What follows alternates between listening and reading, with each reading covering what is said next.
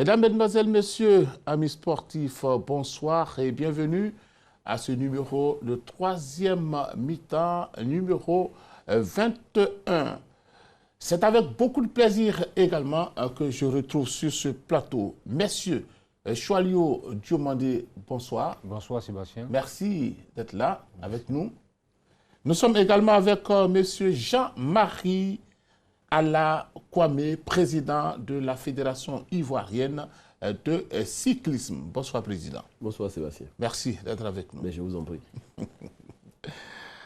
Alors, on va parler du thème « Allons-nous vers une année blanche ?» C'est donc ce que Salif Ouattara a décidé aujourd'hui. Et le même Salif Ouattara va essayer de nous plonger dans ce qu'il a appelé la course contre la montre pour les fédérations sportives. Est-ce qu'on ira vraiment vers une année blanche? Nous l'écoutons. Plutôt que de rassurer l'opinion sportive, la dernière note circulaire du ministère des Sports décidant de la non-reprise des activités sportives jusqu'à nouvel ordre suscite quelques interrogations au sein des fédérations et associations sportives. Si tout doit s'arrêter pour cette saison 2020, de nombreux rendez-vous sportifs risquent d'en pâtir. À Wuhan, où la Covid-19 a vu le jour, l'espoir est né dans les centres de formation destinés aux futurs footballeurs. Et l'équipe nationale chinoise de football a repris ses entraînements. Les championnats allemands de football et de basketball ont été relancés. La Ligue professionnelle française de football commence à se demander si elle n'a pas trop vite prononcé l'arrêt de ces championnats. En Espagne, en Angleterre, les entraînements ont repris pour les footballeurs professionnels, avec en ligne de mire de probables reprises des activités sportives. Idem pour le Tour cycliste de France qui est encore inscrit au calendrier, seulement décalé de 2 mois. Tout cela sous l'œil vigilant des commissions médicales pour les stades, les infrastructures sportives et les clubs, renforcés pour un meilleur suivi médical. Certaines fédérations sportives ivoiriennes commencent à se demander s'il ne faut pas inscrire dans les attitudes des sportifs le fait que la pandémie existe et qu'il faudra faire avec pour le moment. Les mesures barrières doivent-elles être mises à contribution? S'il faut subir les dommages d'une année blanche sportive, quel plan le ministère est-il en train de mettre en place pour sauver les athlètes des différents championnats, chômeurs techniques depuis 2 mois? Y a-t-il un dialogue permanent entre les fédérations sportives et le ministère sur l'évaluation de la situation? Peut-on tenter une reprise afin de sauver la saison 2020? Comment ministère des Sports et fédérations sportives planifient-ils la saison 2021? Messieurs de la troisième mi-temps, la parole est à vous. Merci à vous, Salif Ouattara. La parole est à nous. Je signale tout de suite que nous aurons au téléphone des présidents de fédérations sportives qui sont concernés.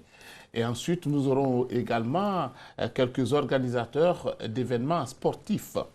Alors, messieurs, la parole est à nous. Salif Ouattara l'a précisé.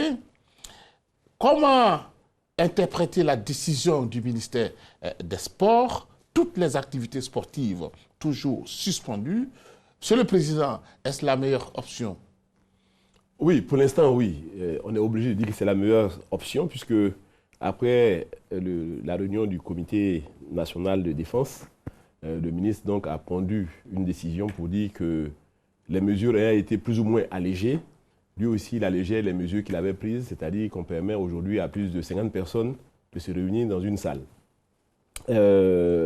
Cette mesure est tout à fait salutaire, c'est de nous permettre donc d'être un peu plus nombreux aujourd'hui pour pouvoir faire des réunions par exemple. Maintenant, quant aux compétitions sportives, il est difficile de permettre leur organisation actuellement parce que nous savons que la maladie est présente. Et il y a des porteurs qui sont sains.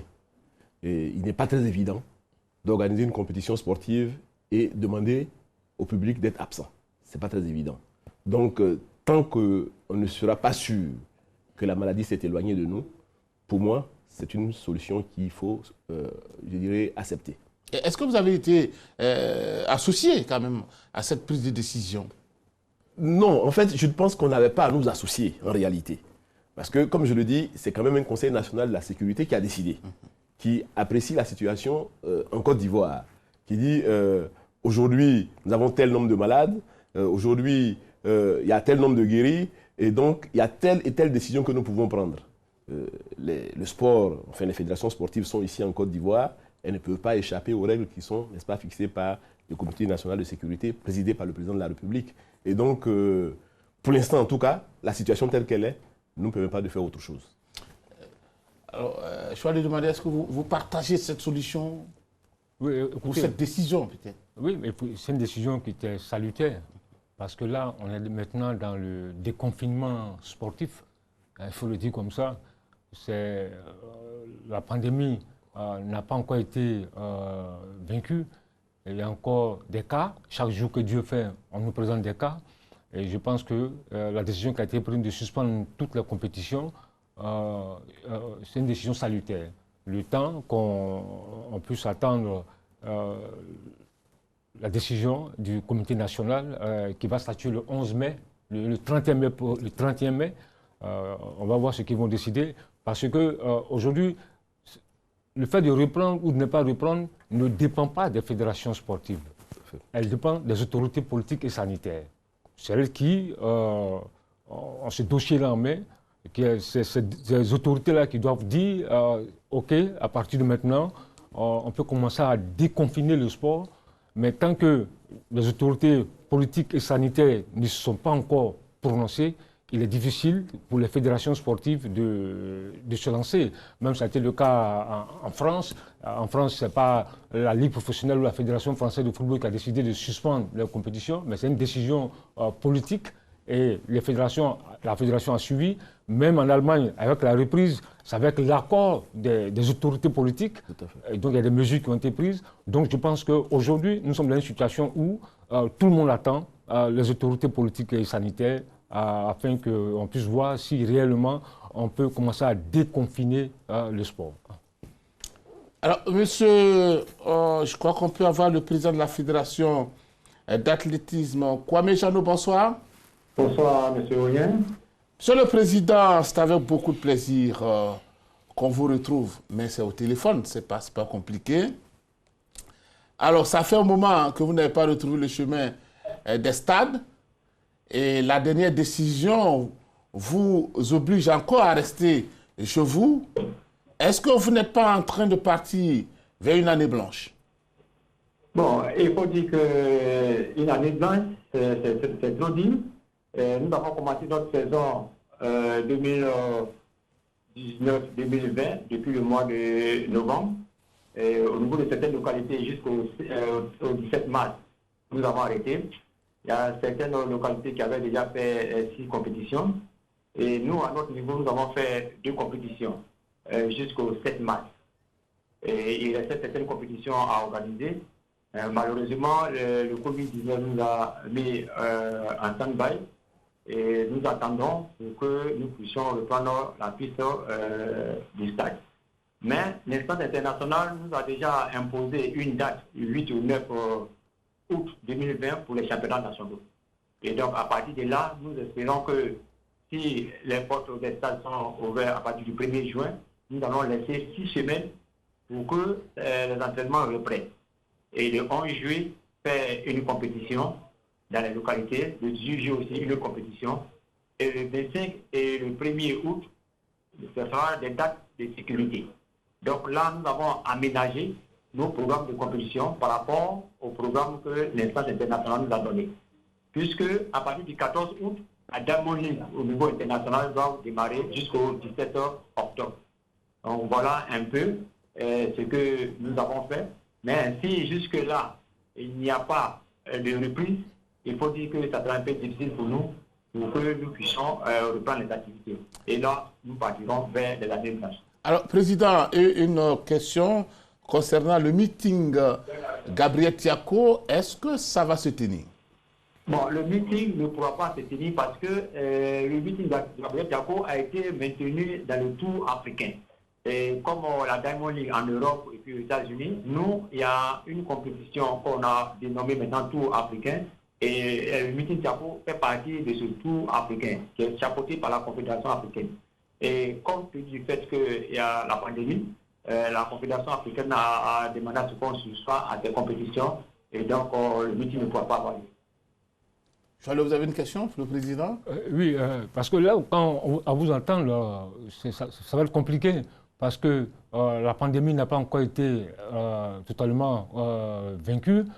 Est-ce que, c'est vrai, vous avez déjà fixé des objectifs avec l'association internationale, mais tout va dépendre des autorités sanitaires et politiques. Et si, je touche du bois, on n'arrive pas à résoudre ce problème du Covid, même si là-haut, au niveau de l'international, on vous dit de reprendre, mais ça va être compliqué pour vous. Forcément, vous serez obligé de tout arrêter.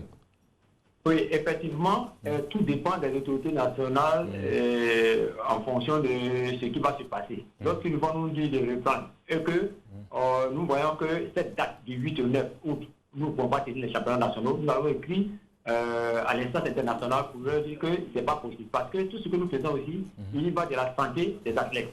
On ne peut pas reprendre en même temps et faire des championnats parce que si un athlète se blesse, sa saison même au futur peut être mise en cause.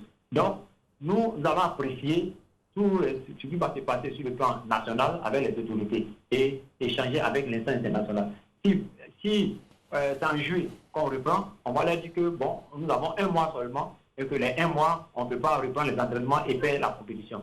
S'ils peuvent nous faire avancer, c'est-à-dire cette date-là, jusqu'à fin août ou bien début septembre, bon, on verra. Mais il faut dire que tout ce que nous faisons, c'est la santé d'abord et puis le reste. Est-ce que vous avez quelques informations, des nouvelles de Talou Marie-José, de Muriel, de Sissé et autres? Vous avez quelques informations? Oui, effectivement, ils se portent bien. Ils sont en confinement à la maison, ils font des entraînements sur place à la maison que leur entraîneur leur donne. Ceux qui sont aux États-Unis, ils arrivent à faire des entraînements quelquefois dans les stades. Ils sont isolés avec leur entraînement. C'est seulement ceux qui sont en Côte d'Ivoire, et puis Talou, qui sont chez eux et leur coach leur donne le programme d'entraînement. Et c'est comme ça se passe. Mais, voilà. Mon grand souhait, oui. On peut faire une exception pour ces athlètes qui se déplacent dans leur propre véhicule pour aller dans un stade pour s'entraîner avec leur entraîneur. Et je pense que ça sera un peu bénéfique pour eux, pour pouvoir être en forme pour la Mondiale et pour les Jeux olympiques de 2028. D'accord. Je pense que vous allez négocier avec le ministre des Sports et peut-être qu'une solution sera trouvée. Merci pour votre participation à ce numéro de troisième mi-temps. Monsieur le Président, oui. Merci. Alors, vous êtes sur les pistes. Oui. Cette année, est-ce qu'on peut sauver la route de l'Est internationale? Est-ce qu'on peut sauver le Tour de Côte d'Ivoire? Est-ce qu'on peut même sauver le championnat? Alors, tout comme en athlétisme, l'instance internationale du cyclisme qui est l'UCI, l'Union cycliste internationale, a effectivement fixé des dates pour les championnats. Je commence par la fin de votre question. A fixé des dates pour les championnats. Ça sera le 22 et le 23 août. Le championnat en cyclisme a ceci de particulier, il se tient sur 1 ou 2 jours maximum. Ce n'est pas sur toute l'année comme ça se fait dans certaines disciplines. Au niveau du cyclisme, c'est sur 1 ou 2 jours. Et ces jours qui ont été retenus, c'est 22 et le 23 août. Advenue cette date, ou avant cette date, si les autorités ici en Côte d'Ivoire nous disent « vous pouvez maintenant pratiquer du sport avec un grand nombre de personnes », on fera le championnat. Mais si on nous dit « la situation sanitaire est telle que vous ne pouvez pas reprendre vos activités », forcément on écrira à l'instance internationale pour dire « ici en Côte d'Ivoire, on n'a pas cette possibilité de faire donc une compétition et soit on annulera le championnat, soit on le reportera. » Président, on vient à vous tout de suite, puisqu'on a en ligne M. Mahama. Bonjour et bonsoir également. Oui, bonjour, bonsoir. Ça dépend de là où vous vous trouvez en ce moment. Oui, on va dire, il est 14 h, on va dire bonjour, on va dire. D'accord. Alors, monsieur Mahama Koulibaly, dites-nous, est-ce qu'on peut sauver la saison du basketball? Oui, mais ça ne dépend pas de nous déjà, ça dépend des dispositions de l'État de Côte d'Ivoire pour sauver la saison. Mais pour le moment, je pense que l'espoir est permis, quoi. l'espoir est permis parce que jusqu'à présent, on n'a pas atteint le délai, la date limite qui pourrait dire que c'est fini, c'est plus possible. À ce jour, je pense qu'il y a encore des possibilités, mais la décision va être matérielle lorsque l'État va donner des informations pour que toutes les activités sportives puissent reprendre, certainement dans des conditions sanitaires meilleures. Est-ce que vous n'avez pas des rendez-vous qui sont déjà out, carrément? Et on a plutôt ça c'est au niveau international. Il y avait forcément des compétitions du bal, on avait la Coupe d'Afrique des clubs champions en dames. Je crois qu'on va également s'aligner aux dispositions prises. Je n'ai pas encore de dernières nouvelles, mais on suit en fait le chamboulement et les décisions qui sont prises par les instances au niveau sportif, au niveau international et par l'État de Côte d'Ivoire.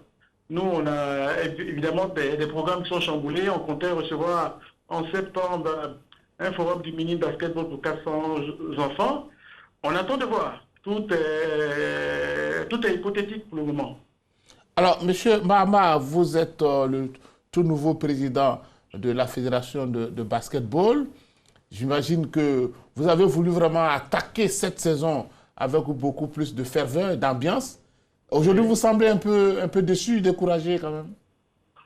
Pas découragé, pas déçu, parce que c'est une volonté de Dieu, c'est une situation qui est indépendante de notre volonté, mais on est plutôt, je veux dire, on est plutôt surpris et désabusé de cette situation, mais on a espoir et on ne peut pas accuser qui que ce soit. C'est la situation qui a souhaité que ce soit comme ça. Je préfère qu'on a plus d'espoir pour dire, écoutez, quand la situation sera meilleure, on va reprendre et j'ai tendance à dire, la vie est plus importante que toutes les activités sportives qu'on peut faire et je pense que le gouvernement, en toute responsabilité, en est conscient et par rapport à ce que nous attendons comme activité à mener pour préserver toute l'économie du sport, on fait confiance au gouvernement et on attend ce qu'ils vont décider. Un mot à l'endroit des clubs qui attendent. Je voudrais que les clubs gardent beaucoup espoir et qu'ils continuent de travailler dans l'ombre individuellement, collectivement et surtout mentalement et de faire confiance à la Fédération, à l'État de Côte d'Ivoire et surtout comprendre la solidarité qu'on a approuvée par la mise en place du fonds Covid-19 et que c'est par cette solidarité, cet esprit positif-là qu'on va reprendre les activités grâce à Dieu, grâce à la volonté de notre gouvernement. Merci. Merci à vous et puis bon séjour à vous. On se retrouve prochainement. Merci. Merci beaucoup. Merci. Au revoir. Président, on va continuer avec vous. Oui, donc pour le championnat, je disais que les dates ont été fixées et tout dépendra de comment les choses évoluent sur le terrain. Si tout va bien, on fera le championnat donc au mois d'août. S'il n'y a pas de possibilité de le faire, on le reportera ou ça sera annulé. S'agissant des autres compétitions, d'abord le Tour de l'Est. Le Tour de l'Est, c'est propriété de Georges Adou, Oui. donc c'est un organisateur privé. C'est vrai qu'il avait fixé des dates en accord avec la fédération, qui n'ont pas pu être respectées. J'en ai discuté avec lui dernièrement au téléphone. Il est prêt donc à remettre le couvert si jamais les choses s'arrangent. Et lui, donc, il faudrait en ce moment-là qu'il obtienne l'accord des différentes autorités des villes qui vont être, n'est-ce pas, visitées par la compétition. Et si ces autorités-là sont d'accord, si elles mettent à sa disposition les moyens qu'il faut, certainement que le Tour de l'Est aura lieu. Maintenant, le Tour de Côte d'Ivoire. C'est là où il y a la grande question. L'année dernière, comme vous le savez, on n'a pas pu faire un tour UCI parce qu'on n'avait pas eu les moyens qu'il fallait. Et donc cette année, nous avons, puisqu'on n'a pas été financé par l'État, donc cette année, nous avons très tôt écrit au ministère pour les informer de ce qu'on souhaitait organiser un tour de Côte d'Ivoire à l'image de la Côte d'Ivoire et qu'il fallait que vraiment le ministère nous aide. Des démarches ont été entreprises. Enfin, un agent du ministère nous a approchés pour savoir un peu ce que nous souhaitions faire exactement, quels étaient nos besoins. Nous avons donc exprimé cela et malheureusement, la pandémie est arrivée et tout a été arrêté. Autrement, les dates que nous avons retenues pour le Tour de Côte d'Ivoire, c'était donc début septembre, du 5 au 13 septembre. Bon, on ne sait pas très bien, on attend un peu, on verra en fonction de l'évolution des choses. Comme le disait mon collègue Mahama, la vie avant tout, c'est la vie n'est-ce pas, qui importe. Si tout va bien et que nous pouvons reprendre la compétition, ben, en ce moment, on va se relancer. Premièrement, parce que notre sponsor leader nous dira « je vous suis ». Deuxièmement, parce que l'État de Côte d'Ivoire dit « on vous accompagne ». Je vais le demander, avant de vous donner la parole, nous avons M. Albert Guiraud. Bonsoir. Bonsoir. Alors, ici, on parle avec la Fédération internationale de Maracana. On sait qu'il y avait des compétitions d'envergure. Il y avait par exemple le championnat du monde, le premier championnat du monde de Maracana qui devait se tenir, si je ne me trompe pas, au Canada. Qu'en est-il? Est-ce que c'est suspendu? Merci beaucoup à vous. Comme toute la fédération, nous sommes en pole position actuellement dans le starting block. Nous attendons la fin de la Covid pour relancer les activités. Effectivement, la première du monde est prévue au Canada au mois de septembre et le pays organisateur et les pays qualifiés sont en train de s'apprêter et la Fédération internationale décidera d'ici juillet. Début juillet, nous aurons la décision finale. Sinon, pour le moment, la Coupe du Monde tient toujours, mais avec l'évolution de la situation sur le terrain, nous aviserons en juillet, à l'issue d'une réunion. En dehors du championnat du monde, est-ce qu'il y a d'autres compétitions qui sont menacées? Non, non. La Coupe d'Afrique qui se déroulait chaque année, cette année a été mise en berne au profit de la Coupe du Monde. Et donc, c'est la Coupe du Monde qui est attendue. Alors donc, on attend que tout soit levé au niveau du Covid-19 pour que... Mais ici, au niveau du Canada, il y a toujours difficulté. Est-ce qu'on va changer de pays ou bien on remettra? Non, pour le moment, au niveau du Canada, nous n'avons pas de soucis. C'est ce que j'étais en train de vous expliquer. Je disais qu'avec les événements qui sont survenus, c'est seulement dans quelques mois, le temps de laisser les choses se passer, que nous aviserons définitivement. Parce que, en fait, c'est le Canada qui reçoit. Si à l'issue de la pandémie, ils trouvent qu'ils ne sont pas en mesure, nous aviserons. Et c'est pourquoi je parle de juillet, parce que les choses sont en train de se calmer. Il faut leur donner le temps de voir clair. Cependant, les équipes qualifiées sont toujours en situation de compétition.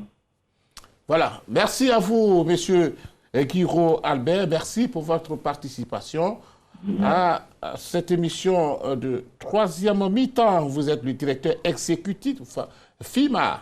Merci bien. Je vais lui demander, oui. Allez-y, pour votre préoccupation. Oui, tout à l'heure, j'ai été quand même un peu surpris des propos du président Jean-Marie Alain-Kwame lorsqu'il dit qu'il n'a pas eu le soutien de l'État pour le Tour de Côte d'Ivoire l'année dernière. Quand tu prends le cas du Cameroun, au Cameroun, il y a deux tours. Il y a le Tour du Cameroun et il y a le Tour Chantal Biya qui se court en octobre. Ces deux compétitions sont inscrites à l'Union Cyclisme International. Ensuite, ces deux compétitions sont financées en grande partie par l'État du Cameroun. Tu vois, au Burkina, le Tour du Faso est financé entièrement par l'État du Burkina Faso. C'est le cas au Rwanda, c'est le cas au Gabon avec le Tour Amissa Bongo. Mais pourquoi en Côte d'Ivoire, une compétition comme le Tour cyclisme de Côte d'Ivoire, qui a été créée depuis 1953, en 2020, nous sommes encore à ce stade de balbutiement où vous n'avez pas le soutien de l'État de Côte d'Ivoire? Bien, c'est une très bonne question. Je pense que ces dernières années, ça n'a pas été fait. Pourquoi? Parce que quand la loi sur le sport a commencé à être appliquée et qu'il a été mis en place la politique nationale du sport, le cyclisme n'a pas été retenu parmi les compétitions, parmi les sports pouvant participer à des compétitions internationales. Or, le Tour de Côte d'Ivoire est une compétition à l'international, même s'il est organisé ici en Côte d'Ivoire. Et donc, se fondant certainement sur cette disposition, les autorités du ministère, en tout cas après après le ministre Amicha, n'ont pas financé le Tour de Côte d'Ivoire l'année dernière. C'est pour ça que cette année, comme je dis, j'ai écrit très rapidement au ministre pour l'informer de ce que il serait peut-être souhaitable de faire, je dirais, une différence entre le Tour de Côte d'Ivoire, patrimoine de l'État de Côte d'Ivoire, et une compétition à l'international à laquelle, par exemple, les cyclistes ivoiriens iraient participer. Là, c'est un tour qui est patrimoine de l'État de Côte d'Ivoire, qui vend l'image de la Côte d'Ivoire. Il faudrait, n'est-ce pas, que le ministère puisse s'attarder sur ce point-là. Là-dessus, je pense que le plaidoyer a pris, puisque le ministre avait demandé à un de ses collaborateurs de nous recevoir pour que nous puissions discuter, pour savoir ce que nous souhaitions effectivement. Et comme je dis, malheureusement, cette pandémie est intervenue. Mais nous espérons qu'après la reprise, certainement, nous allons reprendre langue avec les autorités du ministère pour discuter de ce point-là. Oui, mais combien coûte un tour de Côte d'Ivoire? Alors, tout dépend du format qu'on veut lui donner. Si vous faites un tour à l'image de celui qui est fait au Cameroun ou celui qui est fait au Burkina, qui est inscrit donc au calendrier de l'UCI, alors c'est quoi la différence entre des compétitions qui sont inscrites au calendrier de l'UCI et celles qui ne le sont pas? Quand une compétition est inscrite au calendrier de l'Union cycliste internationale, elle permet à ceux qui viennent y participer de gagner des points. Donc, le cycliste qui vient participer au Tour de Côte d'Ivoire, qui est inscrit au calendrier de l'UCI et qui a, n'est-ce pas, un bon rang, gagne des points et donc est classé sur le plan africain et sur le plan mondial. Mais si la compétition n'est pas inscrite au calendrier de l'UCI, vous allez inviter des pays voisins, des pays qui viennent des Européens venir faire la compétition. Vous n'aurez pas de points parce que cette compétition n'est pas au calendrier. Alors, quand elle est au calendrier, il faut quand même un minimum de 300 millions pour organiser cette compétition. Quand elle n'est pas au calendrier, la moitié peut largement suffire. Ce que nous avons demandé l'année dernière à l'État de Côte d'Ivoire, c'est d'abord 100 millions. Et puis bon, quand on s'est rendu compte que ça ne pouvait pas marcher, on a dit bon, on n'inscrit pas la compétition à l'UCI, nous souhaitons avoir 20 millions. C'est sur ça que nous avons discuté pendant longtemps. Un moment, ça semblait être bien parti. Et puis, bon, résultat des courses, on n'a pas pu avoir cet argent parce que je pense que le ministère lui-même n'avait pas ça vraiment dans ses caisses et donc on a laissé tomber. Mais cette année, nous espérons vraiment, comme je l'ai dit là, puisque nous avons commencé tôt notre demande, nous espérons pouvoir obtenir le soutien de l'État de Côte d'Ivoire pour faire ce tour de Côte d'Ivoire. Monsieur le Président, c'est vrai que nous ne sommes pas là ce soir pour parler vraiment de ces difficultés au niveau de certaines compétitions sportives en Côte d'Ivoire, mais on se dit que souvent, on a envie d'utiliser le mot « c'est dommage », on veut dire que c'est vraiment dommage parce que ce n'est pas la première fois que le Tour de Côte d'Ivoire connaît ces difficultés-là. Soit on ignore que ça n'existait pas, mais quand on parle de la date de création de ce tour cycliste et ce que ce tour cycliste a fait pour ce pays, je me dis que c'est un événement qui, chaque année, on doit demander, même au président de la fédération, mais pourquoi ça tarde? Mais on ne doit pas chaque année venir et puis plaider pour avoir un budget. Moi, je me dis qu'il y a ce qu'on appelle un patrimoine. Et puis bon, ou bien on veut continuer avec, ou on laisse tomber. Absolument. Parce que ça nous fait très mal qu'aujourd'hui, juste après ce tour, le tour du Faso, aujourd'hui on parle plus du tour à Missa Bongo, on parle un peu plus des autres tours, mais on ne parle même pas du tout de Côte d'Ivoire.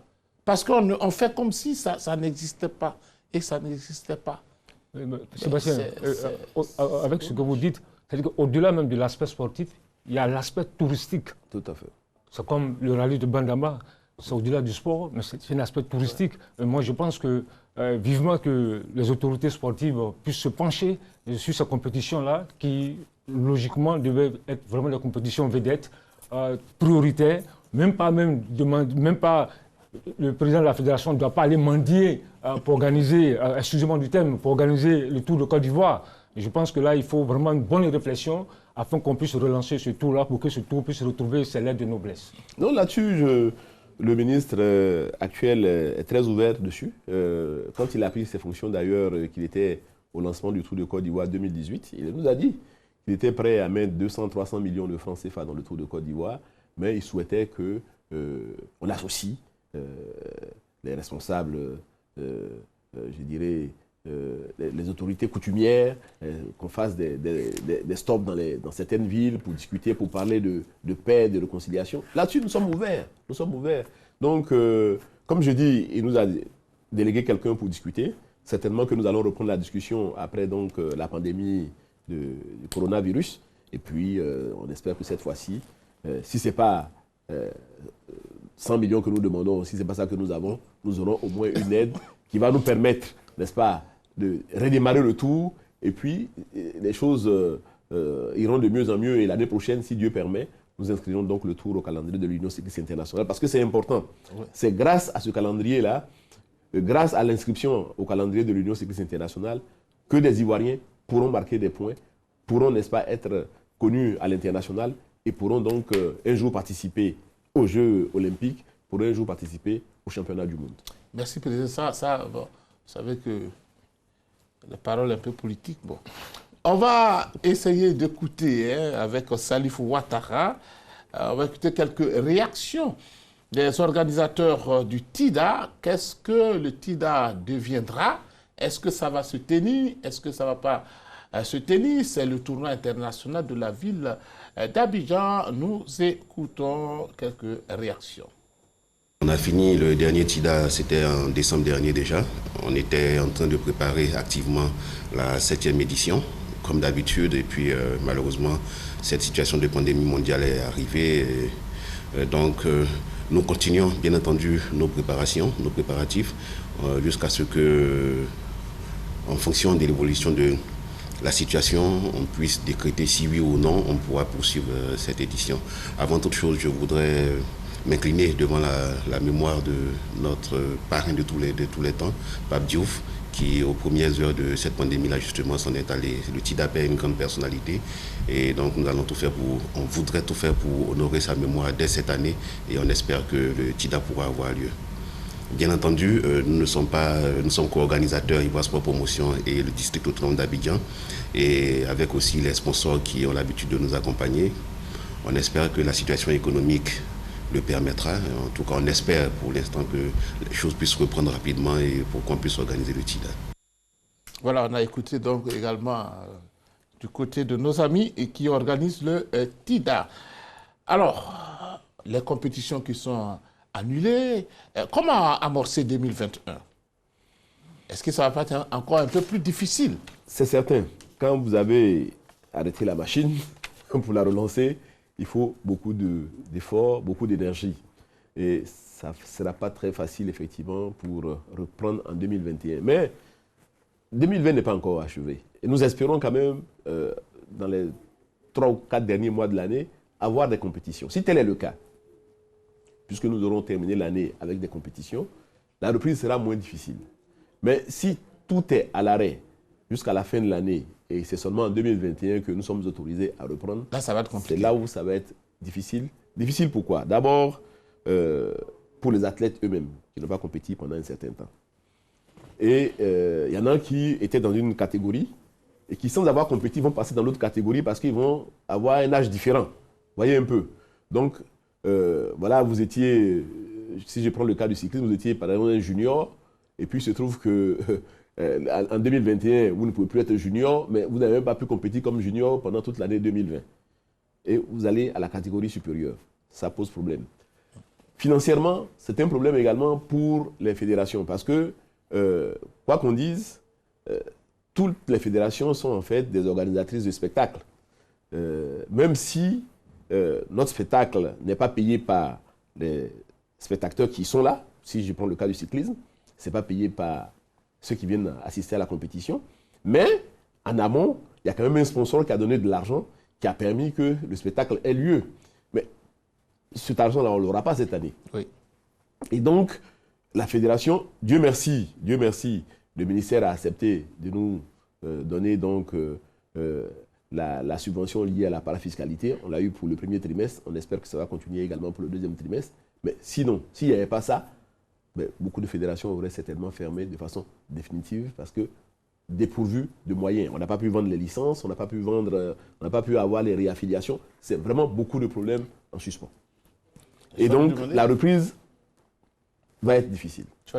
Oui, Président, est-ce que Aujourd'hui, on sait que quand tu écoutes un peu les différents spécialistes, l'Organisation mondiale de la santé dit que la mise au point d'un vaccin contre le Covid prend du temps, entre 12 et 18 mois. Donc, vous voyez déjà que c'est compliqué. Maintenant, aujourd'hui, est-ce qu'il ne faut pas trouver une solution intermédiaire? Parce que le sport ne peut pas s'arrêter. Est-ce qu'aujourd'hui, vous êtes dans cette logique-là avec vos confrères au président de fédération et le ministère des Sports, trouver une solution intermédiaire afin que le sport puisse reprendre? Est-ce que vous avez planché, vous avez réfléchi sur la question? Oui, nous, en tant que professionnels de la chose, on y pense, mais ce n'est pas véritablement nous qui décidons. Et c'est ça aussi que nous devons tous comprendre. Ce sont les autorités du pays dans lequel, n'est-ce pas, l'activité doit se faire qui décident. Président, oui. s'il vous plaît. Oui. On va prendre M. Koné-Sanga. Bonsoir. Oui, bonsoir, M. William. Alors, Président, nous sommes dans une situation peut-être un peu compliquée. Est-ce que la fédération de volleyball va baisser les bras et puis opter pour l'année blanche? Non, je ne crois pas que nous opterions pour l'année blanche. Au contraire, je pense qu'au niveau des mesures édictées dans notre pays, en Côte d'Ivoire, il y a quand même une amélioration. Il y a, je veux dire, l'activité retrouve sa voie normale. Et donc nous penchons plutôt, nous préconisons plutôt une reprise des activités sportives. Et au niveau de notre fédération, nous n'attendons que cela.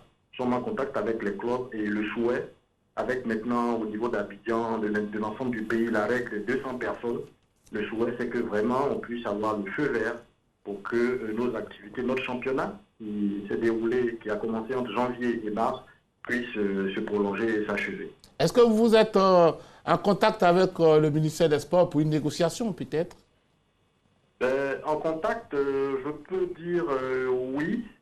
Nous avons reçu des correspondances, on a proposé en tout cas des schémas de sortie de crise. On a également présenté un peu l'impact financier de ce que cette crise-là coûte à notre fédération. Et donc notre souhait, c'est que vraiment il y ait un appui additionnel, un appui financier de la tutelle pour que la reprise puisse se faire. Ça, c'est un premier point.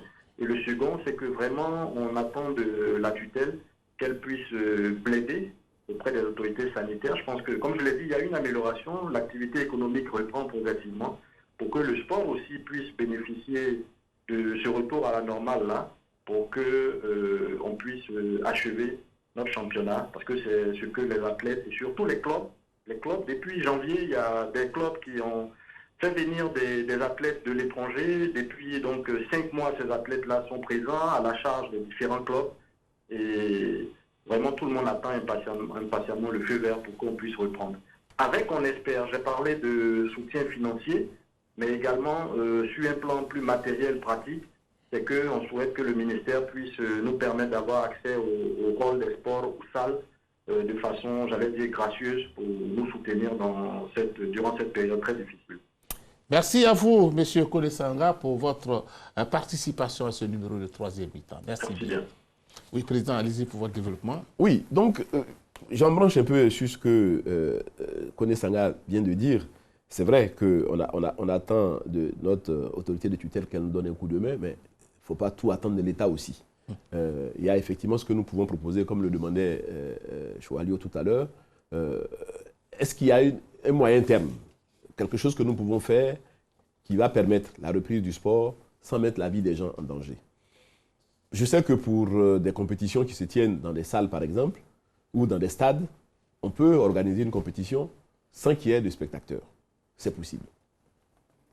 En matière de cyclisme, c'est un peu plus compliqué. Cyclisme, motocyclisme, rallye, c'est un peu plus compliqué. Parce que ce n'est pas des endroits qui sont clos, c'est ouvert. Alors, vous allez traverser des villages, vous allez traverser des villes. Est-ce que vous allez demander aux gens de ne pas sortir pour se mettre aux abords des routes pour acclamer les cyclistes qui vont passer? C'est un peu difficile. Peut-être que si nous avions la pratique du sport, du cyclisme sur piste ici en Côte d'Ivoire, puisque nous avons une piste à Trècheville, celle-là, par exemple, on pouvait la reprendre facilement si les autorités permettaient qu'on utilise donc le vélodrome après donc avoir fait une évaluation de la situation. Mais malheureusement, nous, notre sport, il se fait en plein air Et c'est la raison pour laquelle, tant que nous n'aurions pas la certitude que l'épidémie a reculé, ou la pandémie a reculé, ça va être difficile effectivement qu'on puisse organiser des compétitions ouvertes qui seront ouvertes forcément au grand public. Dans les autres sports où on peut canaliser, n'est-ce pas, les spectateurs, on peut trouver des moyens termes, faire en sorte que le sport puisse se faire, la compétition puisse se dérouler, mais en réduisant le nombre de spectateurs qu'on va recevoir dans la salle. Et une question? Oui, une question. Allez-y. Oui, effectivement, ce que vous dites, parce que tout à l'heure vous avez parlé d'absence du public lors de certaines compétitions, Tout à fait. mais certains soutiennent aussi que le huis clos n'a pas de sens. Le huis clos, c'est pour obtenir des résultats. Parce que le huis clos, forcément, n'arrange pas les fédérations, ça n'arrange pas les clubs, ça n'arrange pas les supporters, ça n'arrange même pas les joueurs qui n'ont pas le soutien du public. Mais on peut trouver une solution intermédiaire. Comme en France, ils sont en train de réfléchir là-dessus. C'est-à-dire que c'est une capacité restreinte des spectateurs. Au lieu peut-être de 5000 personnes, il faut restreindre, il faut filtrer aussi les entrées. Et puis le respect de la distanciation physique. Bon, et puis il faut aussi voir le port du masque obligatoire à l'intérieur des stades. Moi, je pense que ça peut être une solution parce qu'on ne peut pas tout arrêter. C'est vrai aussi que le sport sans spectateurs, c'est problématique. Charles, je reviens à vous, Président Avan, tout de suite. Oui. Le temps d'écouter M. Anzoumana, bonsoir. M. Anzoumana? Bon, il nous a certainement abandonnés. Allez-y pour la réponse. Oui, donc non, je suis entièrement d'accord que ces mesures intermédiaires, là, si on peut les appliquer pour permettre la reprise des activités sportives, c'est tant mieux. C'est vraiment ce que les fédérations souhaitent. Mais nous sommes aussi d'accord que la santé avant tout. Si on se dit, en prenant telle ou telle mesure, on peut organiser telle compétition sans qu'il y ait vraiment de très gros risques de contamination, pourquoi pas? Pourquoi pas? Parce que les athlètes sont restés 4, 5, 6 mois à la maison, ils ont envie de sortir, de montrer ce qu'ils savent faire. Et ce serait vraiment dommage qu'on ait une année blanche parce que bon, il y a la maladie. Ça ne va pas être aussi facile. Hein. Alors, le souci, c'est que c'est vrai qu'en Côte d'Ivoire, on peut lever ce mot d'ordre. Malheureusement, l'évolution du Covid est différente dans chaque pays. Oui. Donc, ce qui fait qu'à tous les niveaux, quelque chose peut être bloqué. Vous avez bien envie de participer, par exemple, au tour à Missa Bongo ou bien à Bia, mais il faut que les frontières soient ouvertes et tout ça. Sinon, on ne peut pas. Tout à fait. Oui, là-dessus, on a vécu une expérience, peut-être que vous vous en souvenez, vous savez, en 2014. On avait donc le tour de Côte d'Ivoire. S'il vous plaît. Oui. Alors, M. Anzoumana, bonsoir. Oui, bonsoir, M. Rien. Voilà, au niveau du taekwondo, est-ce on se dit que l'année ne sera pas blanche? Ben, c'est une incertitude. On ne sait pas si elle sera blanche ou pas. Mais dans tous les cas de figure, ce ne sera pas une année comme les autres. Vous avez des inquiétudes? Oui, on a beaucoup d'inquiétudes. Parce que quand vous regardez les conditions dans lesquelles les athlètes s'entraînent aujourd'hui, et quand on sait que les Jeux Olympiques ont été reportés dans 1 an, et que pendant ce temps de confinement dû au coronavirus, on ne peut pas travailler comme il faut, et on a des raisons de s'inquiéter. On a également des raisons de s'inquiéter relativement à nos charges fixes qui, sur le plan financier, vont être difficiles à supporter dès la reprise, une fois que les mesures barrières seront levées. Donc, autant de questions qui sont pour le moment sans réponse, il faut que nous en soyons inquiets. Alors là, ça va être un peu... Vous avez quelques nouvelles de vos athlètes? Oui, tous nos athlètes sont en ce moment sur place ici à Abidjan. On a eu la chance, les 2 médailles olympiques qui étaient hors du pays sont rentrées juste avant les mesures barrières et les mesures de sécurité qui ont été prises par le Conseil national de sécurité. Et donc, en ce moment précis, les 4 qualifiés pour les JO, tout comme les autres athlètes, tout le monde est sur place ici à Abidjan, y compris les coachs. Voilà. Merci beaucoup à vous. et puis beaucoup de courage. On sait que ce n'est pas facile. Je vous remercie. Nous Ainsi, allons prier Dieu pour oui. que les choses se normalisent très rapidement. Merci beaucoup pour votre participation. On y va, Oui, donc monsieur. je disais que, si vous vous souvenez, en 2014, il y a eu donc la pandémie. Non, ce n'était pas une pandémie, c'était une épidémie d'Ebola, parce que ça n'avait pas atteint tous les continents. Et nous devions, en ce moment-là, organiser le Tour de Côte d'Ivoire, Tour de la réconciliation. Et le ministre de l'époque avait interdit l'organisation de compétitions internationales, c'est-à-dire ouvrir la compétition à des gens venant de l'extérieur. Nous-mêmes, nous avions tenté, on s'est dit, non, mais ce n'est pas des gens qui vont arriver par la voie aérienne, ils peuvent venir par la route. On nous a dit, pas question. Si vous voulez organiser votre compétition, vous la faites entre vous, un point, un trait. Mais personne ne peut entrer ici en Côte d'Ivoire. Ben, on l'a fait. Nous avons organisé un Tour de Côte d'Ivoire national, donc avec les clubs de la Côte d'Ivoire. Alors, je pense que toute proportion gardée, c'est un peu dans cette situation, peut-être que nous allons nous retrouver quand les choses vont aller de mieux en mieux. Comme vous le disiez tout à l'heure, on a envie d'aller assister au tour, ça sera peut-être le tour Chantal Biya, puisque c'est au mois d'octobre. On peut nous inviter. Le Cameroun est prêt à nous recevoir. Mais en Côte d'Ivoire, on nous dit personne ne sort. Si personne ne sort, personne ne sort. Président, on n'a pas assez de temps. On va écouter le président de la Fédération de lutte, Honoré Alou. Bonsoir. Bonsoir. Alors, monsieur le président, est-ce que vous allez vers une année blanche? Au niveau de la Fédération ivoirienne de lutte, je ne parlerai pas essentiellement d'année blanche. Parce que déjà, il faut noter que dans le mois de février 2020, nous avons participé au championnat continental, le championnat d'Afrique. C'était à Alger, d'où nous sommes revenus avec 2 médailles de bronze. C'est vrai que juste après, nous devions participer au tournoi de qualification pour les Jeux olympiques prévus dans le mois de mars. Et nous avons été freinés dans notre élan par la crise sanitaire. Ensuite, voilà, les conséquences, c'est ce qu'on connaît. C'est l'annulation des Jeux olympiques Tokyo 2020 pour les avancées jusqu'en 2021 et ainsi de suite, ainsi de suite. Voilà, donc je ne parlerai pas essentiellement d'année blanche pour la Fédération ivoirienne de lutte, mais bon, voilà, c'est vrai qu'on espérait mieux. Ben, ça fait partie de la vie. Hein? On va vous souhaiter quand même une très bonne soirée. Et puis, en tout cas, beaucoup de courage. Merci. Alors, président, avec vous, on va tirer déjà les conclusions de ce temps que nous avons passé. Est-ce que vous avez espoir que les fédérations sportives pourront retrouver le chemin? Oui. Nous sommes à la moitié de l'année, nous sommes au 5e mois de l'année, il y a encore 7 mois. C'est vrai que certaines fédérations arrêtaient leurs activités au mois de septembre, octobre, mais cette année, si on n'a pas pu travailler donc en début d'année, on peut peut-être reculer la saison, la fin de la saison jusqu'à décembre. Donc si les choses s'arrangent d'ici le mois de juin, pourquoi pas reprendre une activité, je dirais, entre griffes, un peu normale, pour atteindre la fin de l'année et puis redémarrer donc la nouvelle année. Et celle-là, on doit la redémarrer très tôt.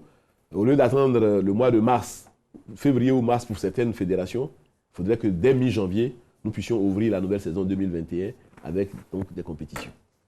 Merci à vous. Choualio, un mot, juste pour finir? Ouais, je pense que nous sommes dans le déconfinement sportif. Et il faudrait maintenant que les autorités politiques, sanitaires et les différents président de fédération puisse vraiment trouver une solution, parce que le sport ne peut pas s'arrêter. C'est vrai, la santé est extrêmement importante, mais on ne peut pas arrêter tout le sport. Mais il faut trouver maintenant des mesures, il faut trouver maintenant des solutions pour que la vie puisse continuer. Voilà, merci à vous, messieurs. Nous étions en compagnie de messieurs Choualio Diomandé et Jean-Marie Alakwame, président de la Fédération ivoirienne de cyclisme. Merci à vous, messieurs. On se donne rendez-vous mercredi prochain pour un autre numéro de 3e mi-temps. Au revoir et bonne suite de programme sur RTI2.